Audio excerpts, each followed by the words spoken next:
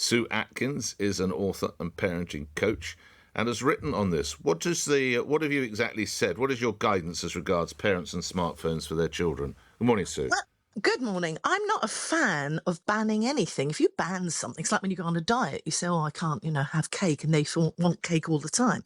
I think delay, don't deny it, and balance, don't ban it. I mean, this is the thing. We've sleepwalked, I think, really into this, and 97% of children have their own smartphone, and it's 97% of under 16-year-olds, is that right?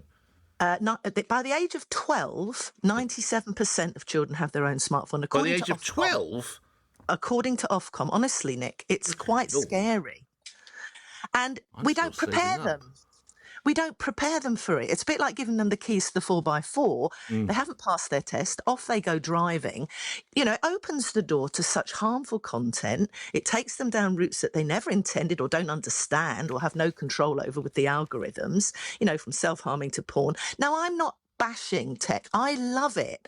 But it needs to be kind of talked about regularly with your children, preparing them for it. And I feel if you can delay it to 14, a lot of parents I work with, say, he's starting secondary school, she's going on the bus, she needs a phone because I need to connect to her. But you can connect, but you have sort of like a flip phone. It doesn't connect to the internet. It hasn't got social media. You don't have all these whiz-bang apps. And that keeps you in contact with them, but it means they're safe if they need to contact you, but they're not down a real kind of a route that they can't control and don't understand.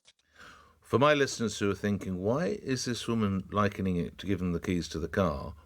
Explain the dangers that you see. Well, when you give and I use a 4x4 because it's a big old vehicle and strong and powerful, and if you haven't prepared them, you don't talk to them about it. But what's out there? What is it? For people who don't know, they'll be thinking, well, what's the dangers? Go on. All right, porn, cyberbullying, grooming, anxiety, depression, isolation. And of course, during the pandemic, screens were all over the place and kids were learning all the time at home as well. And of course, that's what exacerbated some of it. But they're highly addictive. They create mental health problems. They expose them to harmful contact and their attention spans and their concentration is damaged by it. So if they're scrolling, right, they're not playing, jumping, exploring, getting out in the fresh air, running about, riding bikes. They're sitting passively. And that is the danger if you don't think about these things. I think the whole of these campaigns, and it's gone ballistic and bananas, are really great because they're raising the conversations and getting people, and certainly parents, to think about what they can do to prepare their kids. And it's an ongoing conversation. It's a bit like, the birds and the bees. You don't just have one big conversation.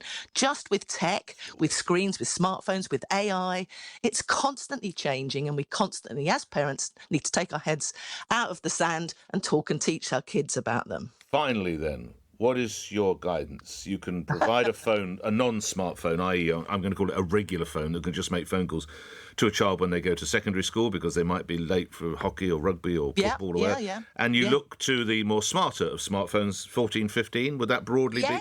Yeah, I think so. And there's a guy called Jonathan Haidt who's written a book about this, about the whole anxiety generation. Globally, this is. It's not just in the UK, it's a global problem. And about the idea of, letting children have unstructured play more, banning phones in schools, of course, but no social media to 16, he suggests. That's quite difficult, but certainly delaying till 14, which I think everyone can do. And I'm not on a big mission to tell parents what to do.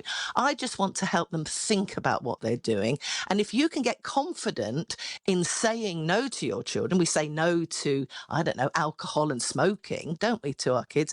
We need to then say no more confidently. And that's when I've written this. It's free on my website, a guide to how you can say things and how you can introduce the topic and how you can handle when they get arsey. What's the website in a sentence? TheSueAtkins.com.